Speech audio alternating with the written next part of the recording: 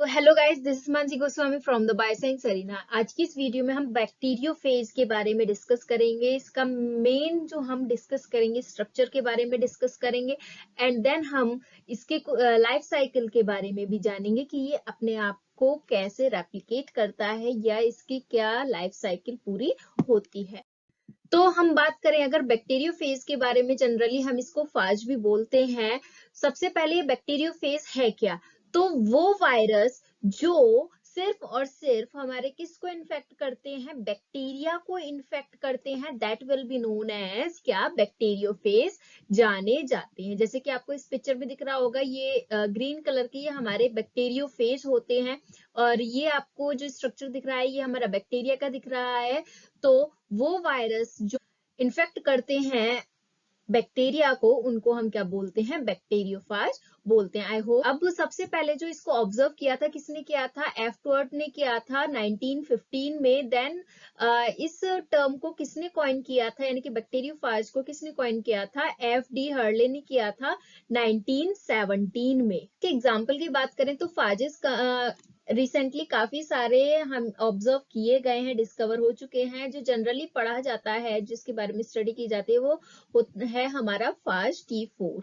अब हम नेक्स्ट अगर बात करें तो फाज T4 का अगर हम स्ट्रक्चर के बारे में डिस्कस करें, जनरली जो बैक्टीरियोफेज होते हैं उसको दो पार्ट में डिवाइड किया जाता है। एक होता है हेड पार्ट और दूसरा होता है इसका टेल पार्ट। जैसे कि आपको इस छोटे से स्ट्रक्चर में दिख रहा होगा, ये आपको जो दिख रहा है ये हेड पार्ट है और देन ये लॉन्गिट्यूडनल पार्ट आपको जो दिख रहा है ये टेल पार्ट होता है। तो हेड पार्ट में क्या होता है, ये किस प्रोटीन का बना हुआ होता है, कैप्सिड का बना हुआ होता है। देन हम बात करें हेड में क्या होता है, तो डीएनए प्रेजेंट होता है, या हम बोले कि न्यूक्लिक एसिड यानी कि जेनेटिक मटेरियल प्रेजेंट होता है। आइसोस्केड्रल शेप होती है।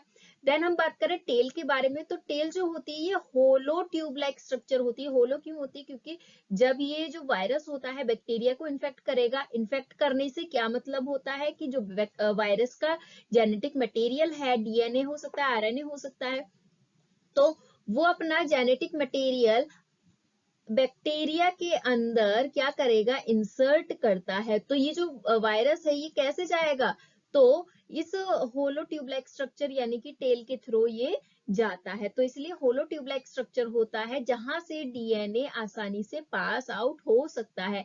देन हम बात करें इसके लेंथ के बारे में, तो जनरली जो बैक्टीरियोफेज होता है 200 नैनोमीटर तक होता है। अब उसके बाद ये जो हमारा टेल लाइक स्ट्रक्चर होता है, इसके नीचे हमें कुछ इस तरीके से आपको फाइबर लाइक स्ट्रक्चर दिख रहे होंगे। तो इनको क्या बोलते हैं, हम इनको टेल फाइबर बोलते हैं। इनका क्या काम होता है, जैसे कि अभी हमने प्रीवियस वीडियो में देखा था कि बैक्टीरिया से अटैच होने के लिए, किसी बैक्टीरिया के रिसेप्टर पे अटैच होने के लिए, तो सबसे पहले कौन कांटेक्ट में आता है, तो ये जो फाइबर लाइक स्ट्रक्चर होते हैं, कॉन्ट्रेक्टाइल शीट जो होती है, ये ही कांटेक्ट में आती हैं। अब फाज T4 का जो जेनेटिक मटेरियल होता है जनरली डीएनए होता है, जैसे कि अभी ऊपर हमने देखा, और डबल स्ट्रैंडेड होता है, लीनियर फॉर्म में होता है, यानी कि स्ट्रेट होता है।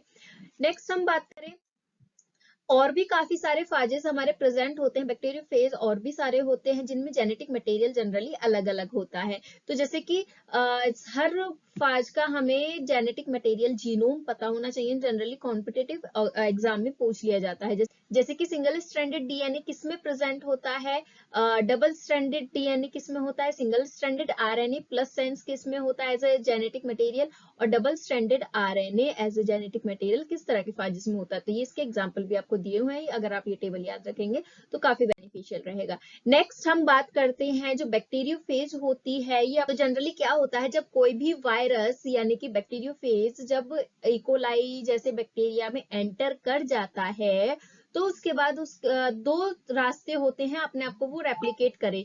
पहला क्या होता है, लाइसोजेनिक साइकिल, और दूसरा क्या होता है, लाइटिक साइकिल। अब लाइसोजेनिक और लाइटिक साइकिल के थ्रू ये अपना लाइफ साइकिल कंप्लीट करते हैं। अब ये दोनों पॉइंट आपको समझने काफी इंपॉर्टेंट है। सबसे पहले हम लाइटिक के बारे में अगर बात करें, तो लाइटिक में जनरली क्या होता है, ये आपको बिग सर्कल जो दिख रहा है ये हमारा हम बैक्टीरिया मान सकते हैं, और ये हमारा क्या है, बैक्टीरियोफेज है। बैक्टीरियोफेज अपना डीएनए, सबसे पहले इसमें जो स्टेप्स होते हैं हमें वो पता होने चाहिए। पहला स्टेप क्या होता है? अटैचमेंट।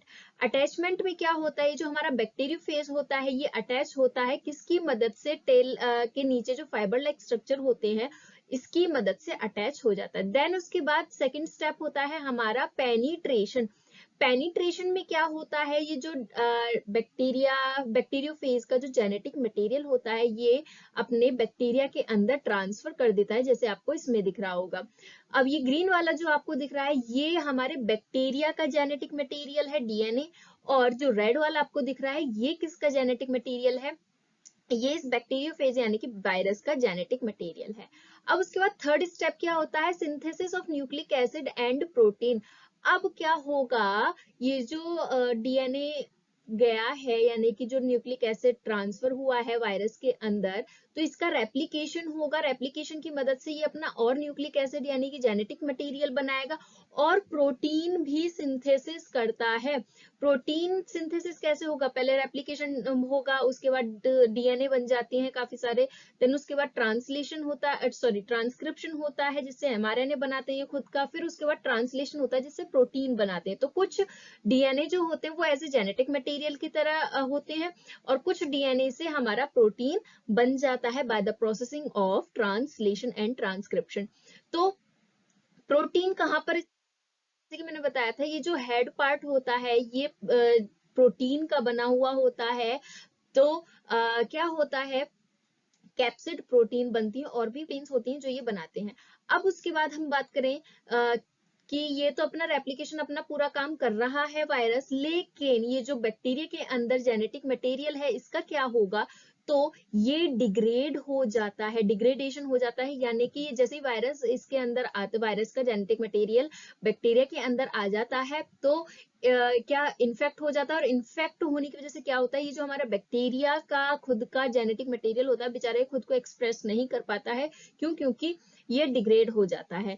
तो क्या होगा? ग्रीन वाला आपको दिख रहा होगा, ये डिग्रेड हो गया और ये असेंबली यानी कि अपना डीएनए बना लेता है, वायरल डीएनए बना लेता है। देन उसके बाद क्या होता है? असेंबली होती है। असेंबली का क्या मतलब है? हमारे प्रोटीन्स बन गए। ये जो हमारा बैक्टीरियोफेज है दो चीज से मेजरली मिलके बना हुआ है। क्या क्या? प्रोटीन से मिलके बना हुआ है और हमारा न्यूक्लिक एसिड यानी कि डीएनए से मिलके बना हुआ है। अब दोनों चीज हमारी तैयार हो गई है, उसके बाद असेंबली होती है इसकी, यानी कि ये अपने इस फॉर्म में आ जाते हैं। एक से काफी सारे हमारे बैक्टीरियोफेज बन जाते हैं। अब बैक्टीरियोफेज बनने के बाद क्या होता है कि ये जो बैक्टीरियोफेज होता है ये काफी सेल्फिश होता है एक तरीके से। बेचारे जिसको इन्फेक्ट किया उसका ही तहस नहस कर देता है, यानी कि डीएनए उसका ही डिग्रेड कर देता है, उसकी सारी मैकेनिज्म खराब कर देता है। और उसके बाद जब खुद का काम हो जाता है तो खुद तो निकल जाता है, लेकिन जिस सेल में यानी कि जिस होस्ट बैक्टीरिया को इसने इतना सारा इस्तेमाल किया उसकी मौत करके ये निकल जाता है। और इस यानी कि जो डेथ होती है सेल की, इसी को हम बोलते हैं लाइसिस। लाइसिस का क्या मतलब होता है कि ये जो सेल हमारी थी बेचारी जिसने इतनी मदद करी वायरस को रेप्लिकेट कराने में, इसकी साइकिल कंप्लीट कराने में, उसी को ही ये मार के चला जाता है। और एक ही बैक्टीरियोफेज से काफी सारे हमारे बैक्टीरियोफेज बन जाते हैं। अब ये बैक्टीरियोफेज आगे अदर सेल को या होस्ट बैक्टीरिया को इन्फेक्ट करने चले जाते हैं। तो ये होती है हमारी लाइटिक साइकिल। अब हम लाइसोजेनिक साइकिल की अगर बात करें तो लाइसोजेनिक साइकिल में हमारा क्या होता है? सबसे पहला स्टेप वही होगा, अटैचमेंट होती है। अटैचमेंट होने के बाद यानी कि इसी तरीके से अटैचमेंट होगी, देन उसके बाद पेनिट्रेशन होगा। लेकिन अब यहाँ पर क्या होता है कि सर्कुलेशन ऑफ फेज डीएनए, कहने का क्या मतलब है? इसमें क्या था? लाइटिक साइकिल में क्या था कि इसने क्या करा? होस्ट के यानी कि होस्ट बैक्टीरिया के डीएनए को बिल्कुल डिग्रेड कर दिया, हाइड्रोलाइज कर दिया, तब उसने अपना मैकेनिज्म आगे बढ़ाया, अपने प्रोटीन बनाए। लेकिन लाइसोजेनिक साइकिल में ऐसा नहीं होता है। थोड़ा सा बैक्टीरियोफेज जो होता है हम बोले दयालु टाइप का होता है। तो वो क्या करता है बेचारा? वो बोलता है कि ठीक है मैं तुम्हें मारूंगा नहीं, लेकिन तुम्हें मेरे लिए जगह बनानी पड़ेगी अपने न्यूक्लिक एसिड में। तो कहानी की तरह बता रही हूँ, हालांकि ऐसा कुछ कहता नहीं है।